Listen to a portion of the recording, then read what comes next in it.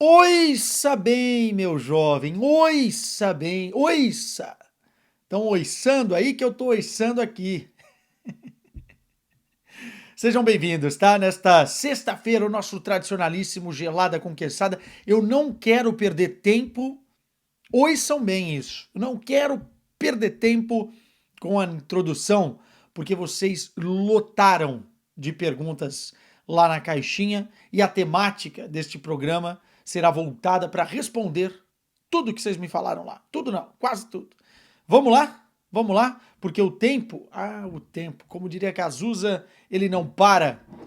E a gelada tradicionalíssima aqui do norte de Portugal já está na mão. Vamos.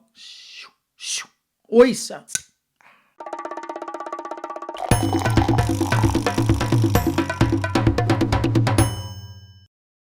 Tá aí, ó. Zerando a garrafinha do fundo do frigorífico, do fundo da geladeira.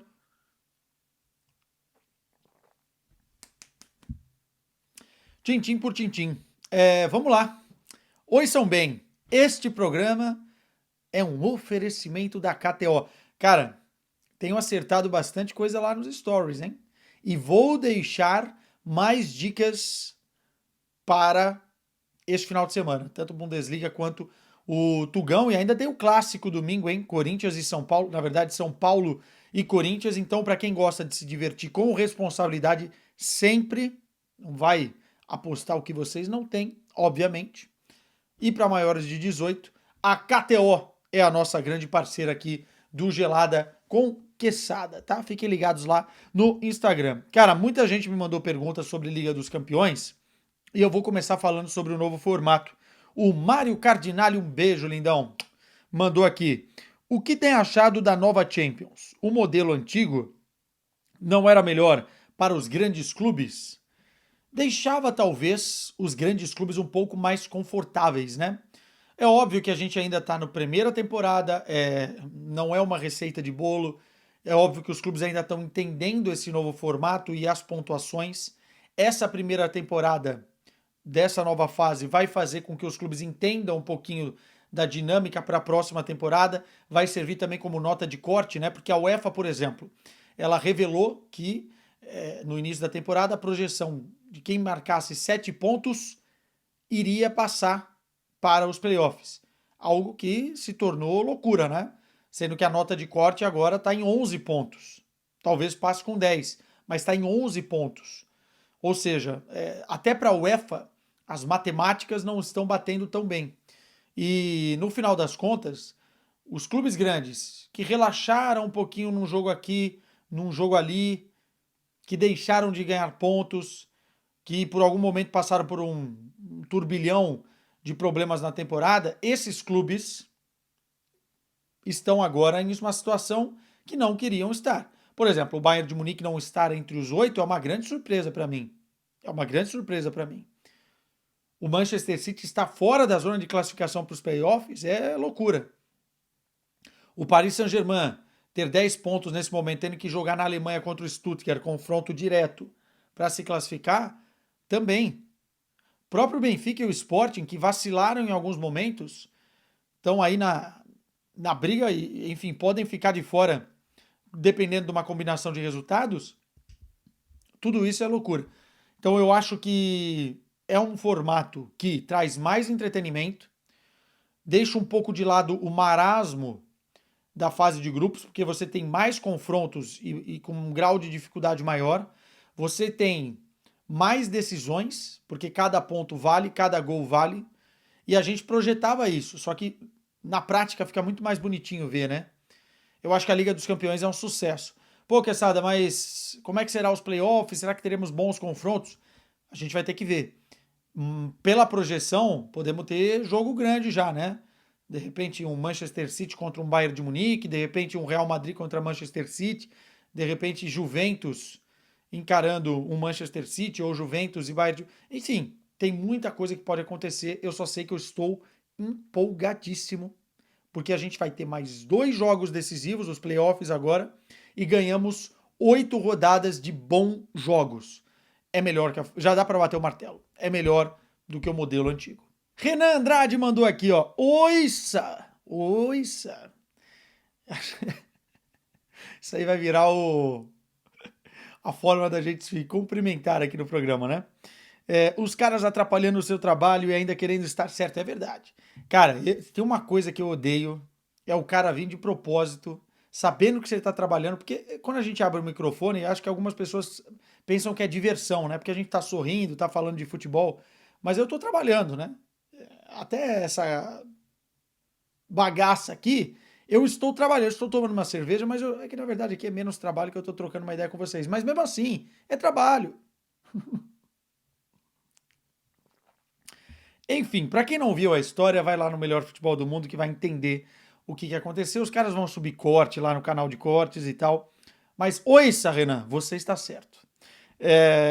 O Gui Vivacqua. O Milan do Sérgio Conceição tem potencial para chegar até que fase da UCL? Parabéns pelo trabalho. Primeiro, enfim, vai passar para os playoffs, né? Segundo, eu acho que o Milan do Sérgio vai ser mais competitivo neste primeiro momento, nesta temporada, dentro de uma competição mata-mata, do que propriamente dentro do campeonato italiano. Tem muita coisa para ser corrigida. O Sérgio, enfim, ainda está entendendo as peças que tem, ainda está entendendo as personalidades que tem na mão, ainda está tentando incutir o que ele pensa de futebol na equipe, então isso demora um tempo. Como ele é um grande estrategista, e isso é bom falar, especialmente quando o assunto é Liga dos Campeões, mata-mata, eu acho que ele pode preparar muito bem os jogos e também o momento do jogo, né, substituições e tal, para tentar fazer o Milan ser um time mais copeiro e menos de campeonato de pontos corridos. E nisso o Milan pode ir avançando na Liga dos Campeões. Depende muito do sorteio, depende muito dos enfrentamentos, mas enfim, cuidado com esse Milan, tá? Porque não tem um time ruim. Eu venho falando isso desde o início da temporada. Pô, é um time que tem Morata, é um time que tem Reinders, é um time que tem Rafael Leão, é um time que tem Lucas Hernandes, sabe? Tem jogadores da defesa que podem fazer um bom trabalho. Tem o Pulisic, tem o Abraham, tem repertório, Fofana, enfim, tem jogadores que se você encaixar direitinho, dá jogo, né? Dá jogo. Chukwueze, enfim. Eu acho que o Sérgio Conceição pode surpreender, pode ser um Milan surpresa no mata-mata da Liga dos Campeões. O Vander Rangel, não é uma pergunta, não. Só queria te dizer uma palavra. Oissa. Hoje, hoje é o dia, né? Hoje é o dia. José Eduardo mandou. O que falta para o Manchester United engrenar com o Rubem Amorim? A pergunta é boa, mas assim, falta tempo, tempo e tempo. E falta também um mercado de transferências para o Rubem Amorim tentar encontrar, principalmente de verão, né? Porque no inverno é complicado, assim, o orçamento já está comprometido. O verão é que a coisa realmente pega no mercado europeu. Então, falta um mercado de verão para que ele possa ajeitar algumas peças, se livrar de outras e realmente montar a equipe Rubem Amorim. Nesse momento, o Rubem Amorim tenta fazer uma coisa que os caras não estão prontos, sem tempo para treinar, mas que ele não abre mão da sua filosofia. E colocando o dedo em feridas, assim. É a receita para a instabilidade, né?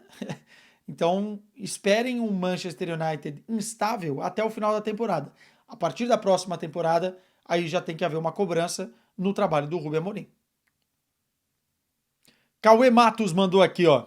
Qual técnico você acha que seria o ideal para o Borussia Dortmund agora, né? O Borussia estava tentando a contratação do Niko Kovac, segundo as informações, para ir até o meio do ano, né? Terminar a temporada e aí sim contratar um treinador. Seria um interino.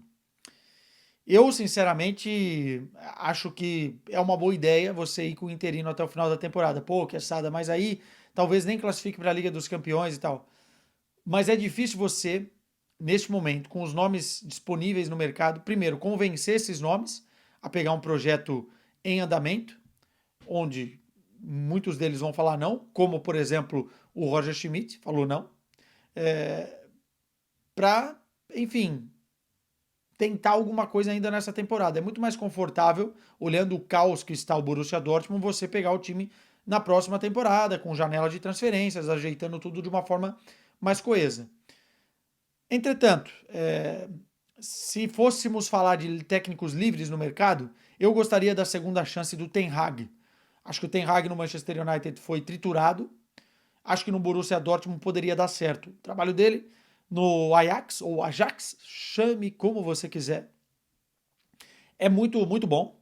E eu acho que ele poderia replicar a forma no Borussia Dortmund, com jovens jogadores, tendo mais liberdade, e não no cemitério de treinadores que se tornou o Manchester United. Então eu daria a chance para o Ten Hag.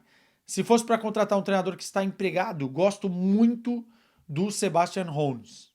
Treinador do Stuttgart, é jovem, tem boas ideias, fez o time ir muito bem na temporada passada, perdeu muitas peças nesta temporada, mas é um nome que eu escolheria.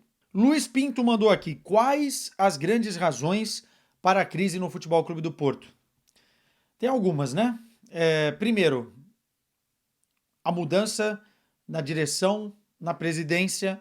A gente sabe que institucionalmente, financeiramente, o Porto passa por muitos problemas e que essa mudança seria um levantar de tapete para ver tudo o que está acontecendo e colocar o time novamente nos trilhos, as finanças nos trilhos, os departamentos internos nos trilhos, cobra um preço. E o preço da transição é a instabilidade.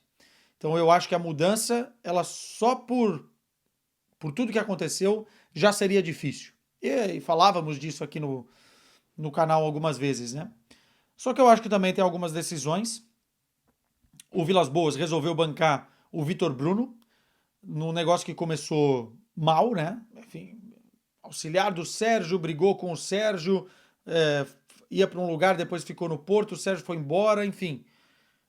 Uma coisa é você ser treinador principal, outra coisa é você ser auxiliar. Tem muitos fatores, desde a comunicação, a relação com atletas, a forma com que você lida com o dia a dia, a forma com que você dá chance para os jogadores, a forma com que você tem que falar com o público, com o torcedor, com o adepto, em que eu acho que o Vitor Bruno falhava, apesar de entender de futebol.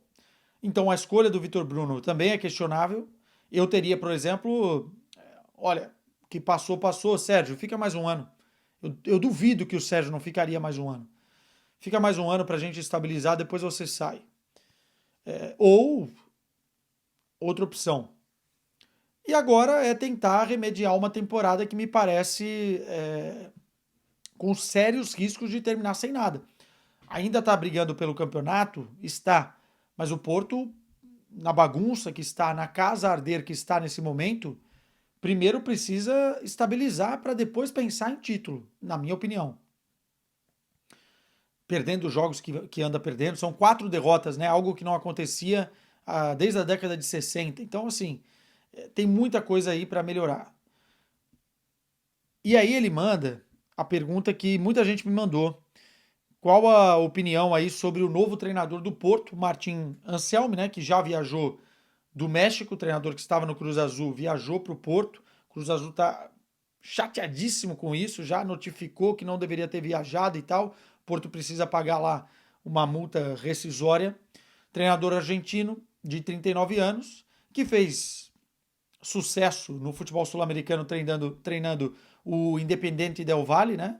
Chegou inclusive a vencer no Equador, chegou inclusive a vencer uma sul-americana, e que no Cruz Azul estava lá fazendo um trabalho onde os torcedores gostavam dele. É um treinador que gosta de inovação, cara bom de comunicação, jovem, que, enfim, tem ali o seu sistema de jogo muito característico, muito peculiar, muito autoral, assim como, por exemplo, o Rubem Amorim tinha, e é por isso que as pessoas estão aqui em Portugal comparando, né? É o Rubem Amorim argentino, não é bem assim nas nuances da partida, mas também joga com uma linha de 3, enfim.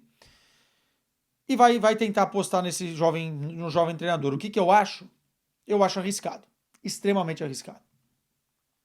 Primeiro, pelo momento em que você aposta num treinador como esse. Meio da temporada. A gente está vendo o que está acontecendo com o Rubem Amorim no Manchester United. Se é um trabalho autoral, se é um trabalho diferente, se é mudança nas dinâmicas de treinamento, mudanças nas dinâmicas de jogo, você precisa de tempo para implementar. O Porto não tem tempo, meu irmão. O Porto, nesse momento, não tem tempo. Mais do que tempo, você precisa de jogadores certos para fazer isso.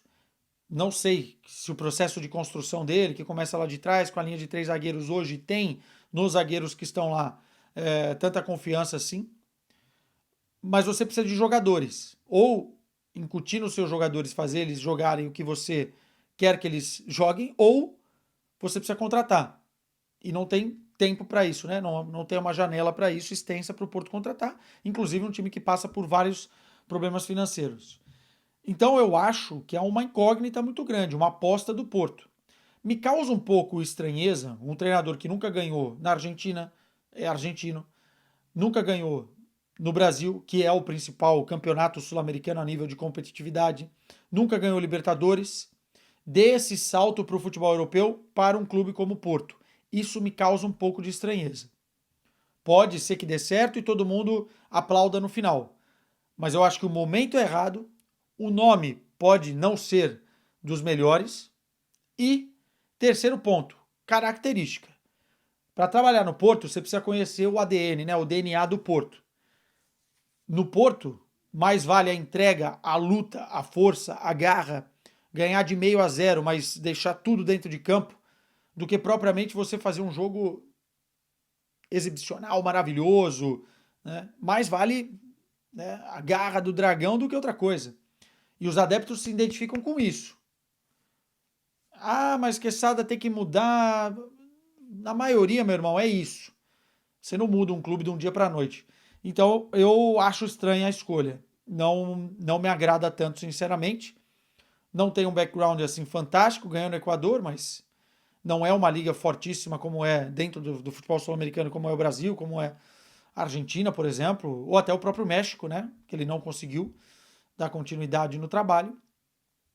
A ver, tenho minhas dúvidas. Vitinho 7.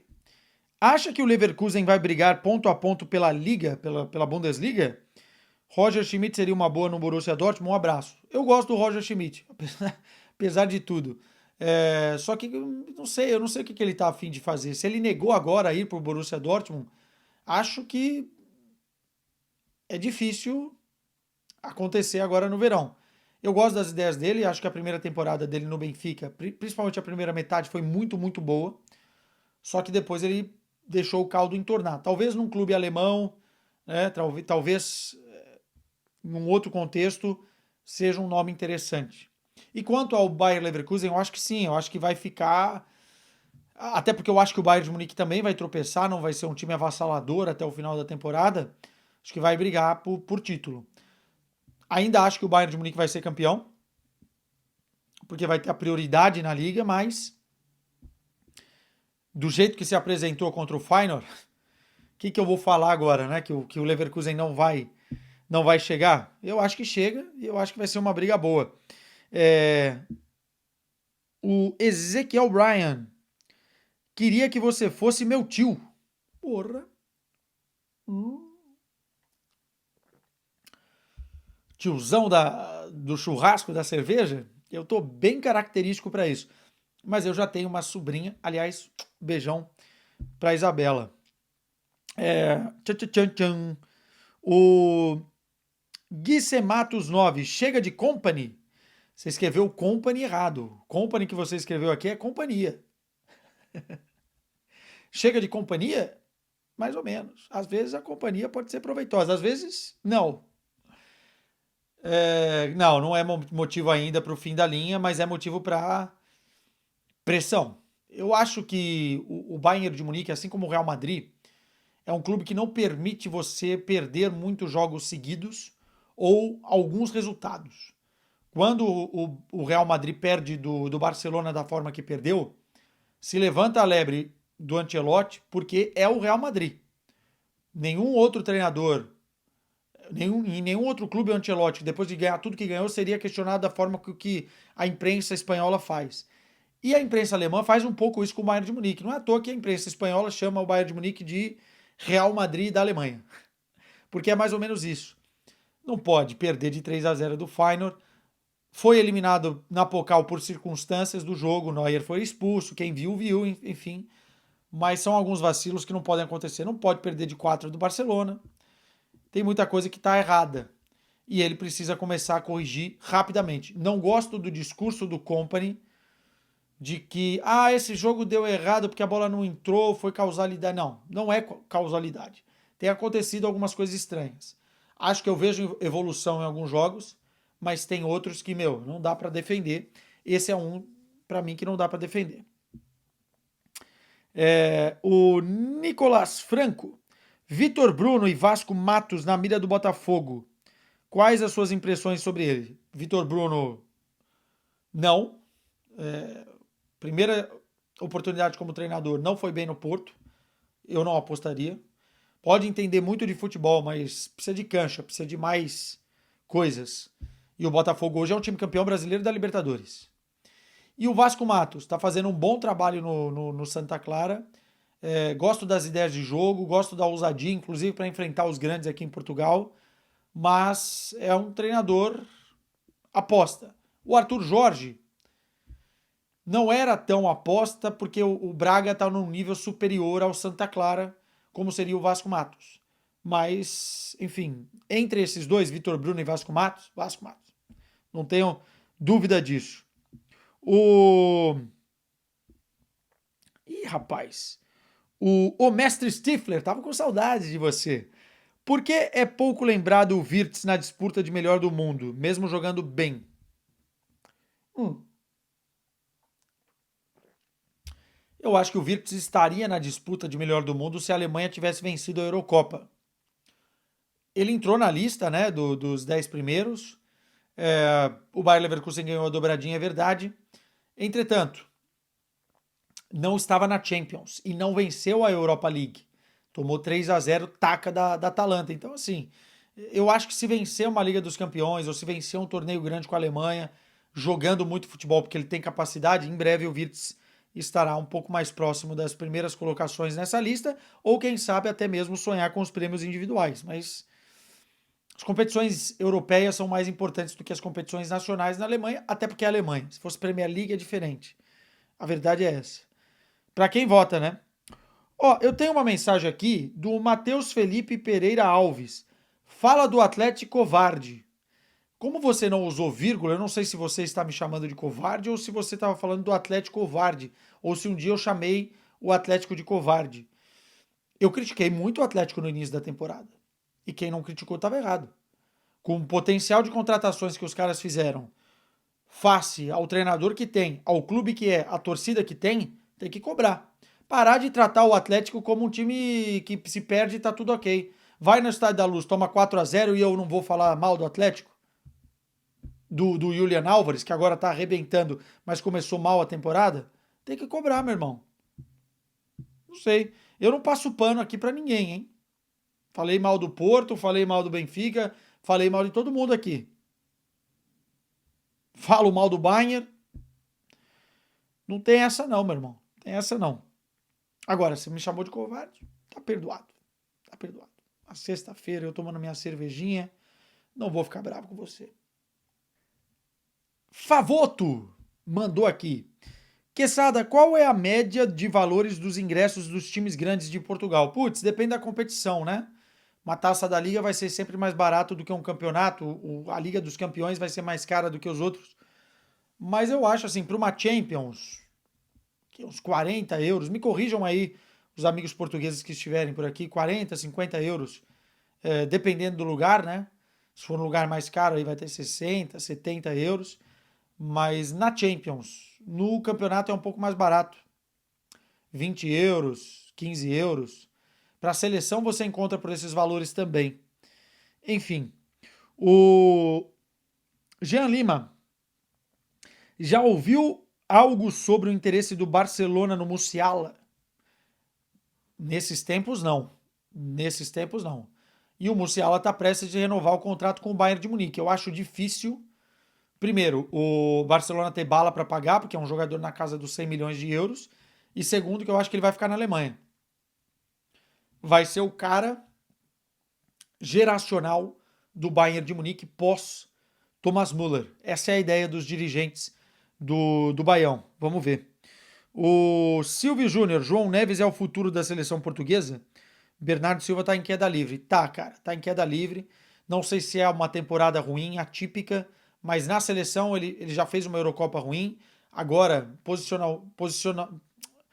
com o posicionamento que tem no meio-campo, não tá rendendo, não tem combatividade para jogar por ali, não pode mais jogar aberto pela direita.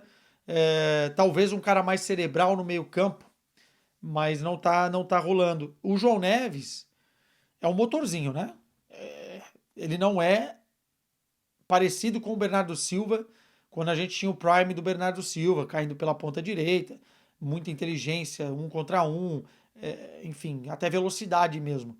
O João Neves não, o João Neves é um número 8 ali, que é muito inteligente, um carrapato no meio campo, é um jogador que, apesar da baixa estatura, é um cara que briga no alto, briga embaixo, enfim, e além disso tem percepção de gol, né? Você vê no gol que ele faz, jogada ensaiada, inclusive, contra o Manchester City, ele se coloca muito bem atrás da zaga e fez isso duas vezes no jogo. Uma deu certo, outra não. Mas eu gosto muito. João Neves, Jon Snow, é muito bom jogador. O Matheus Júlio, Gyökeres no Corinthians. Quem sai, Memphis ou Yuri? Vamos parar com fantasia? Vamos falar de realidade? Sem chance nenhuma, né? Enfim, mas alguém sai. O Memphis não sairia, o Yuri que sairia. O Gyökeres está marcando 52 gols na temporada pelo Sport, ou mais com a seleção, enfim. Alguém sairia, né? O Filúvio 1. Bayern tem que procurar um defensor para substituir o Kim, já que ele é inconstante em jogos assim. Nem o Kim Min-jae, nem o Pamecano, até agora, foram contratações certeiras do Bayern. Até agora eles não renderam o que o Bayern esperava. Não adianta você fazer 5 jogos bons e 2 ruins. E ainda mais esses 2 ruins sendo em momentos decisivos, como foi na temporada passada. E aí não teve nem os bons, né? Mas enfim, o Kim Min-jae no jogo contra o Real Madrid na Allianz Arena foi o cara que colocou os pés pelas mãos. Nesse jogo contra o Feyenoord, falhou. O Pamecano também falhou. Eu, sinceramente, acho que o Ito tem que voltar para a gente ver se tem condições, né? O japonês que o Bayern contratou junto ao Stuttgart. E eu contrataria mais um zagueiro, mas daria a chance também ao Stanisic, que também tem que parar de se lesionar. Mas sim, eu apostaria em outro zagueiro. Tá, o mercado, o Bayern não está se movimentando, mas eu me movimentaria. E o Dyer, às vezes, é mais constante do que esses dois que eu falei. Então, para você ver a que ponto chegamos. O Road Big Dream, quando volta as entrevistas no Gelada? Cara, é uma boa pergunta.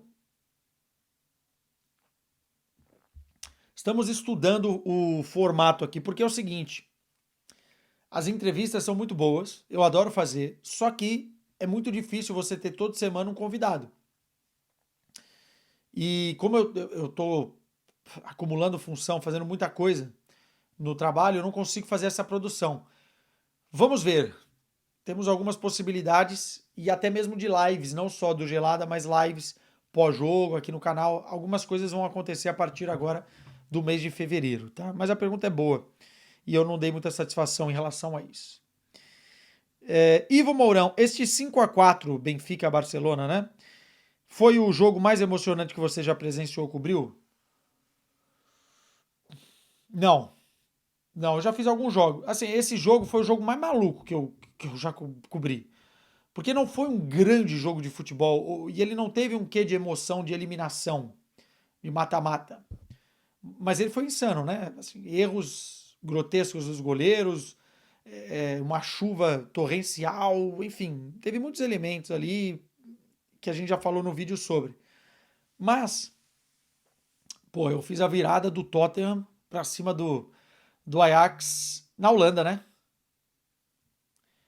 Lucas Moura. Eu fiz agora na última temporada o jogaço entre Borussia Dortmund e Atlético de Madrid, classificando o Borussia Dortmund. Eu fiz semifinal de Champions com hat-trick do Cristiano Ronaldo. arrebentando com o Bayern de Munique, por exemplo, na semifinal. Então tem alguns jogos que me marcaram mais. Esse foi muito legal, foi muito divertido, mas não foi o mais emocionante, não.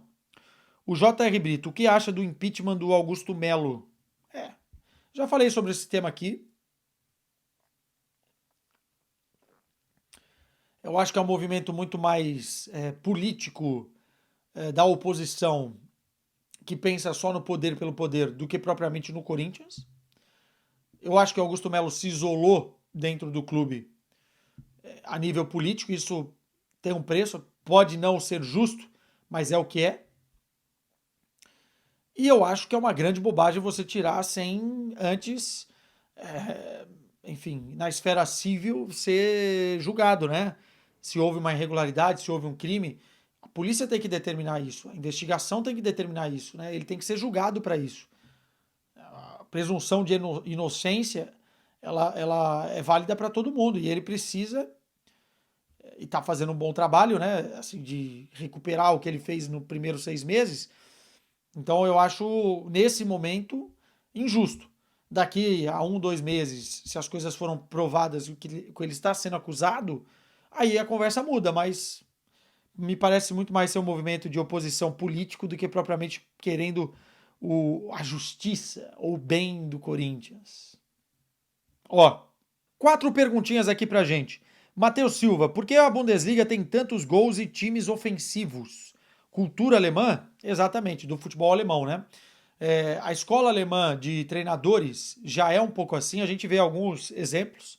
Hans Flick, por exemplo, agora no Barcelona, com a sua linha alta. O próprio Jürgen Klopp, né, que priorizava muito mais o rock and roll do que propriamente uma estabilidade defensiva, né? Apesar de ser um time muito bom em transição, tanto na frente quanto atrás, o nível de atuação em termos de rotação é muito grande na Alemanha, mas eu acho que também o que os clubes se estruturaram a ser, né? E o que o torcedor pede. Assim, o torcedor na Alemanha quer entretenimento.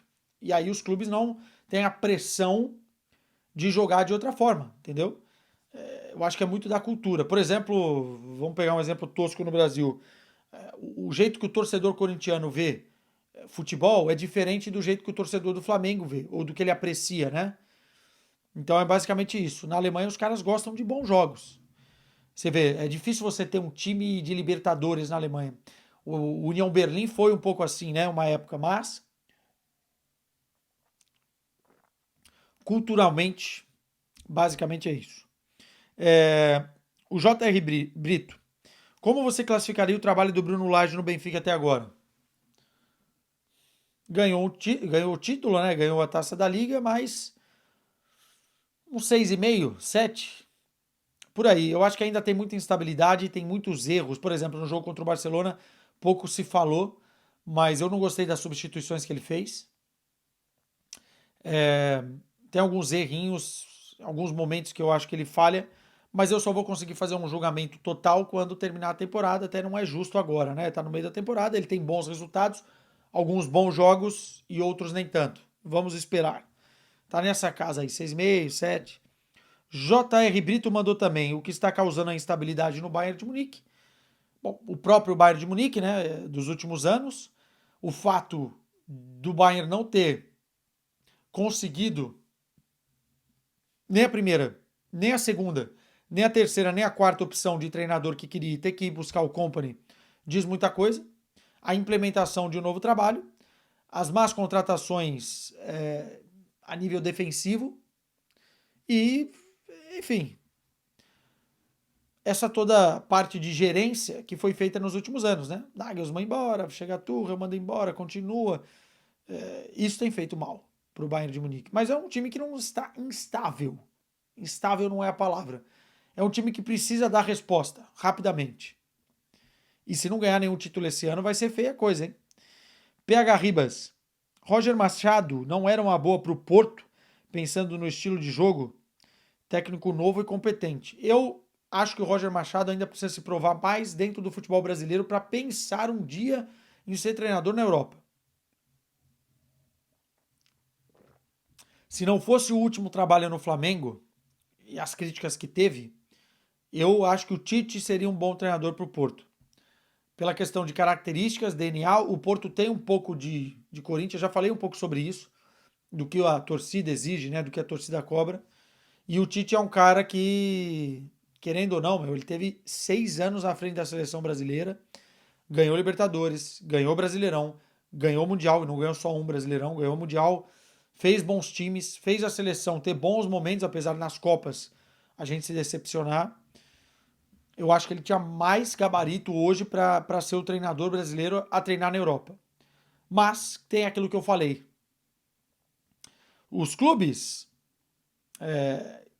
principalmente portugueses, estão olhando para o mercado brasileiro de uma forma, porque os nossos aqui estão indo para lá e ganhando tudo, por que a gente vai trazer um deles para cá?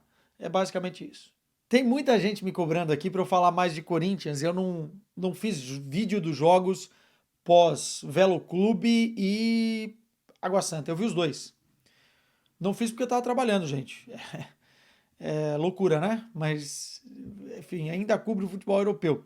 Mas eu vou fazer no pós-jogo contra o São Paulo, talvez até uma live. Eu vou estar na Holanda para vocês terem uma ideia, porque semana que vem eu vou lá fazer uma matéria especial sobre o Memphis Depay, que vai passar no nosso Paulistão. E depois vou fazer o jogo Barcelona e Atalanta, porque o Beckler, por alguns motivos, não estará nessa partida. Então eu tenho uma semana cheia. Mas eu vou fazer lá na Holanda no domingo um vídeo pós-jogo, pós-clássico, e falaremos de Corinthians, tá? Prometido aqui. E a galera pergunta também. O Yuri fala do Corinthians e outros aqui me mandaram. Mas a galera que tá me perguntando o que estou achando do começo da temporada. Assim, a avaliação mais da gestão do que propriamente dos jogos. Tem sido um começo muito bom pelos resultados. Se a gente pegar o Corinthians do final da temporada passada e comparar no início da temporada passada e comparar com esse, é outra coisa, né? Tava brigando para não cair no Campeonato Paulista. Agora já tem 9 pontos em 3 jogos.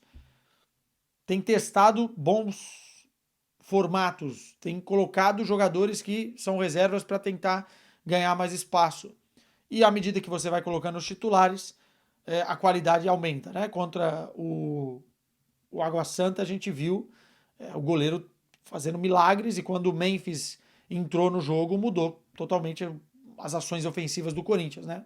Deu muito mais qualidade. Quando o Carrilho entra também dá muito mais qualidade. Então assim, eu tô gostando do início da temporada, só acho que o Corinthians está muito lento no mercado, hein? Muito lento no mercado. Eu sei, tem informação de que o Corinthians continua olhando para o mercado europeu, olha para a Bélgica, olha para a França, tá vendo algumas oportunidades. Eu não posso falar os nomes aqui, mas estou de olho, ó. Em breve teremos novidades, mas assim, por enquanto, pouco foi mexido, né? A volta do Palácios pode ter sido uma boa, mas eu ainda acho que precisa de zagueiro, ainda acho que precisa de lateral, ainda acho que precisa de um centroavante reserva, ainda acho que precisa de um ponta. A ver o que os caras vão fazer, sem fazer loucuras, né? Kinetier manda aqui, ó. Um abraço pro Kinetier. Barba na cara ou cara na barbuda? Ai, desgraça. Ei, Kinetier. Devia estar bêbado, né, quando mandou isso. Um abraço pra você, cara. A barba já se foi, mas ela vai voltar. Ela vai voltar em algum momento. Voltaremos. Arsenal, o Gustavo Santana. Arsenal precisando de um 9. Cristiano Ronaldo não seria uma boa? Mesmo sabendo que é impossível? Sei lá, cara. Eu acho que o Cristiano Ronaldo da Inglaterra já foi o ciclo, né? E jogar pelo Arsenal depois da história que ele tem com o Manchester United, acho que não faria muito sentido. E assim, vai ser dono lá do Al Nassr. Muito provavelmente termine a carreira no futebol árabe. Então, esquece. Pelo menos para minha, né? Para minha tristeza, que eu queria ver mais uma temporada do Cristiano nesse pré-Copa do Mundo na Europa. Na Europa. Talvez no Sporting, mas na Europa. Renan Andrade, Rafinha versus Salah pela bola de ouro. Tem disputa? Quem mais você enxerga nessa briga? Nesse exato momento, tanto o Rafinha como o Salah estão acima de todos os outros na corrida. Pelos números, pelo fator decisivo, pelos jogos, pelas exibições, eles estão acima de todos os outros. Acho que tem mais gente que vai entrar nessa corrida? Sim, dependendo exatamente de onde os times vão chegar nas competições, porque o prêmio não é o melhor jogador e sim o melhor jogador que ganha títulos, né? Não vamos achar que um cara que não ganhou nada vai chegar lá e vai ganhar. Então, por isso, agora, nesse exato momento, quando começa a funilar, é que a gente vai ter a real noção. O Rafinha é o melhor jogador brasileiro já há algum tempo na Europa. E ele vem ganhando cada vez mais um protagonismo dentro de um Barcelona que tem um fenômeno, que tem o Lamine Yamal. Ou seja, o Rafinha merece mais méritos ainda por ser o cara do time tendo o Lamine Yamal como seu companheiro. E o Salah vive um momento espetacular no Liverpool. Assim. Os números são melhores que o do Rafinha, os números mostram também exibições de gala e que precisam ser convertidas em grandes exibições dentro da Liga dos Campeões, por exemplo, que eu acho que é o principal palco para sair na frente, muito na frente nessa disputa. Mas os dois estão, para mim, ali, ó, pau a pau nesse momento da temporada. Pode ser um pouquinho um mais, outro mais, mas enfim. A disputa nesse momento é entre os dois. Quem pode entrar nessa conversa? Rodrigo, Vinícius, Mbappé, olhando para o Real Madrid. Olhando para o futebol alemão, depende muito do Wirtz. Pode ser que em algum momento entre se o Bayer Leverkusen for avançando. O próprio Olise estava fazendo uma temporada muito boa, mas eu acho que ainda está abaixo nessa disputa. Enfim, na Inglaterra você pode separar um ou outro, mas não foge muito disso que eu falei. Alex Mack manda uma pergunta aqui. O Neymar teria vaga fácil nos clubes alemães? Acredito que não iria para a Liga Portuguesa. É, nos clubes portugueses seria titular facilmente, né? Na Alemanha, eu acho que ele seria titular em todos, incluindo o Bayern de Munique. Bem fisicamente. O problema é que o Neymar não está bem fisicamente há muito tempo. E por isso, pelo que eu conheço de Bayern, o Bayern não faria esse movimento, porque o Neymar não é um jogador barato e o Neymar não vai abrir mão financeiramente de dinheiro para voltar para a Europa. Talvez para o Santos ele faça um esforço, mas para a Europa não. E o Bayern não faria esse movimento pensando na parte física. Se ele tivesse bem fisicamente, se ele chegasse lá na Baviera, jogaria Neymar, Musiala, Olise e Harry Kane. Simples assim. Musiala caindo um pouco mais pela esquerda. Eu ainda sou das pessoas que vê o Neymar bem fisicamente como um cara muito diferente no futebol. Assim. Eu acho que não tem como você imaginar o Neymar ser reserva de algum time se ele está bem fisicamente aos 32 anos. Entretanto, essa é uma opinião minha. Tem gente que pensa diferente e está tudo bem. Agora, o melhor futuro para o Neymar, do que está se figurando, para mim é voltar ao futebol brasileiro. Não ir para a MLS, voltar ao futebol brasileiro, voltar ao Santos, seguir o coração, ser acarinhado, liderar um projeto de subida do Santos e se preparar para a Copa do Mundo 2026. Gostaria de ver na Europa? Sim. Gostaria de ver no clube alemão? Mais ainda, porque daria uma mídia danada. Mas o que eu gostaria não é o que acontece. Quase nunca. Samuel 1890 manda aqui. Olá, Quesada. Qual clube e liga você acha que o Carreiras, lateral do Benfica, se encaixaria melhor? Já quer tirar o homem do Benfica, né? Mas vamos lá, entrando na tua brincadeira, Real Madrid. Espanhol, muito bom de bola, novo e tá prontinho para marcar uma época no Real Madrid, que precisa de um lateral esquerdo. Para quem não está acompanhando o Carreiras de perto como eu estou, surpreendeu demais a partida que ele fez contra o Barcelona, né? Não só ofensivamente, porque ele participa dos gols e ele é uma bomba ofensiva, ele tem uma qualidade muito grande de chegar na linha de fundo, respirar e conseguir jogar a bola na área, não só desovar ela para dentro, mas sim criar um lance de perigo. Ele tem uma capacidade também de ultrapassagem de 1 contra 1 muito grande, mas o que chamou mais atenção, talvez, nesse jogo contra o Barcelona foi a forma com que ele anulou o Lamine Yamal. E olha que para anular o Lamine Yamal nos dias de hoje, você precisa ser um cara diferente. O Carreiras, ele é completo, ele é novo, ele tem muita personalidade. Eu já entrevistei o Carreiras e ele é um cara que fala as coisas na lata, fala pouco, mas fala na lata. E ele é um jogadoraço, cara. Para mim, hoje, é, se não o melhor, um dos melhores laterais esquerdos do futebol europeu. E, infelizmente, para o Benfica e para o futebol português, em breve, o Carreiras deve rumar a outros destinos. O Manchester United pode ser que tenha aí a cláusula de recompra, mas vai ter mais gente de olho nele. William Floriano mandou uma pergunta interessante aqui, ó. Como é a relação dos outros da imprensa local e vocês estrangeiros, né, correspondentes?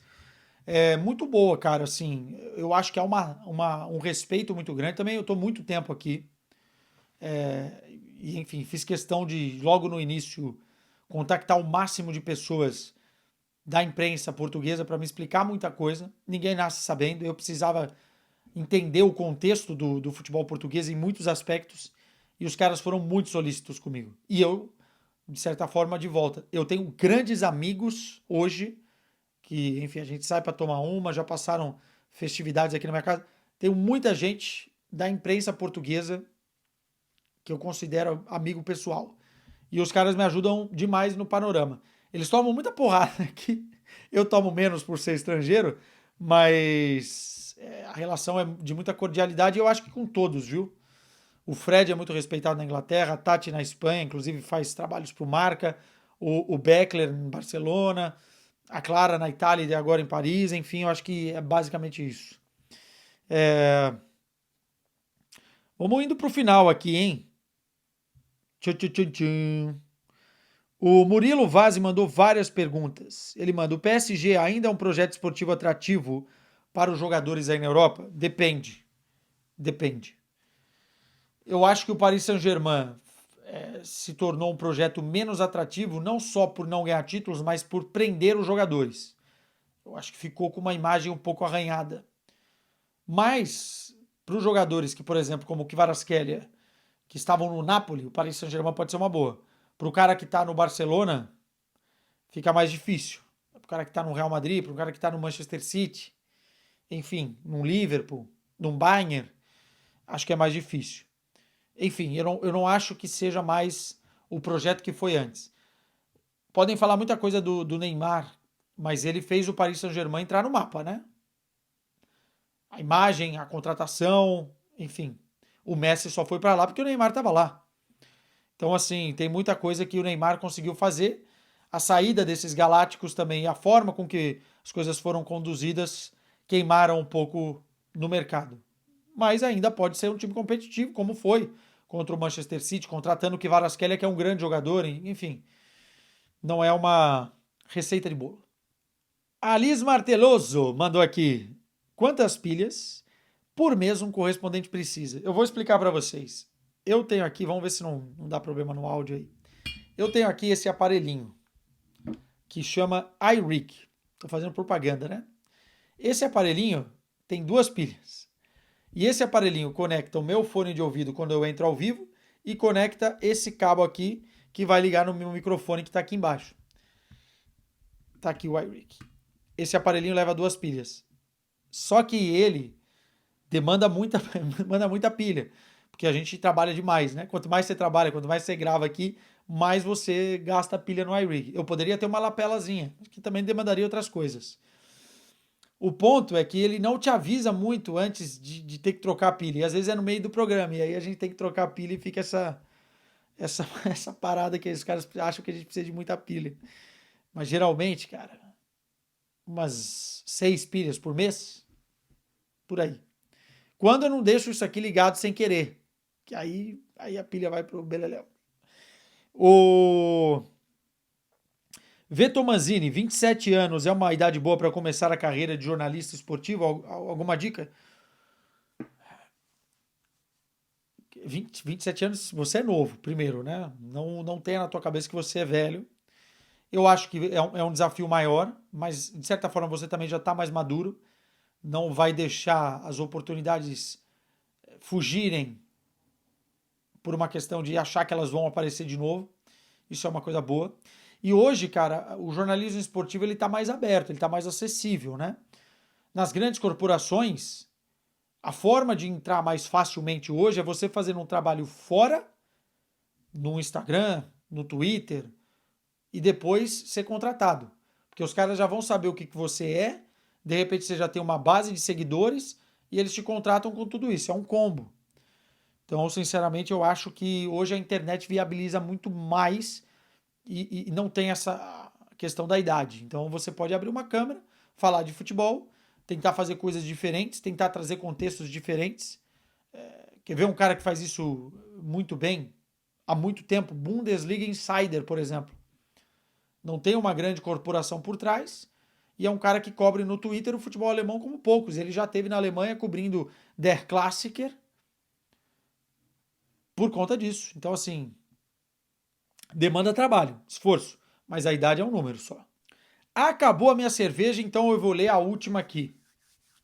Fala queijadinha, mandou aqui o Douglas Raji. Como foi esse rolê com o Fred com o Beckler?